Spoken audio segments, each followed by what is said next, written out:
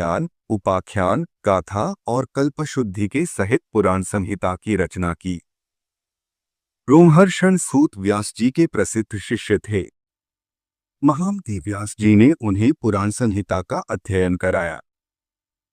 उन सूत जी के सुमति, अग्निवर्चा, मित्रायु, शांसपायन, अकृतवर्ण और सावर्णी ये 6 शिष्य थे।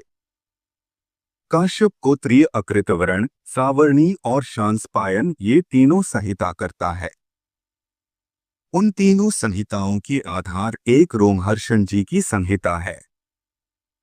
हे मुने, इन चारों संहिताओं की सारभूत मैंने यह विष्णु पुराण संहिता बनाई है। पुराणज्ञ पुरुष कुल 18 पुराण बतलाते हैं। उन सब में प्राचीनतम ब्रह्म पुराण है। प्रथम पुराण ब्राह्म है, दूसरा पाक्म, तीसरा वैष्णव, चौथा शैव, पांचवा भागवत, छठा नारदीय और सातवां मार्कंडेय है।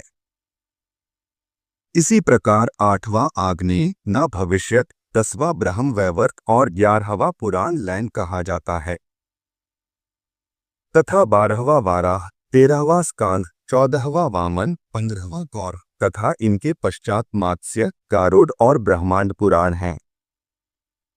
हे महामुने, ये 18 महापुराण हैं।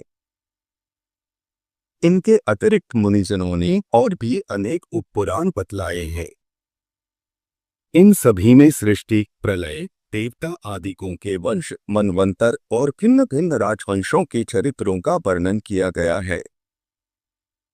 हे मैत्रेय, जिस पुराण को मैं तुम्हें सुना रहा हूँ वह पद्म पुराण के अनंतर कहा हुआ वैष्णव नामक महापुराण है।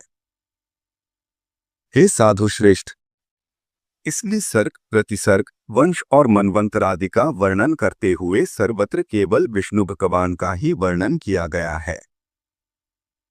6 वेदांग, 4 वेद, मीमांसा, न्याय, पुराण और धर्मशास्त्र ये ही 14 विद्याएं हैं। इन्हीं में आयुर्वेद, धनुर्वेद और गांधर्व इन तीनों को तथा चौथे अर्थशास्त्र को मिला लेने से कुल 18 विद्याएं हो जाती हैं। ऋषियों के 3 भेद हैं, प्रथम ब्रह्मर्षि, द्वितीय देवर्षि और फिर राजर्षि।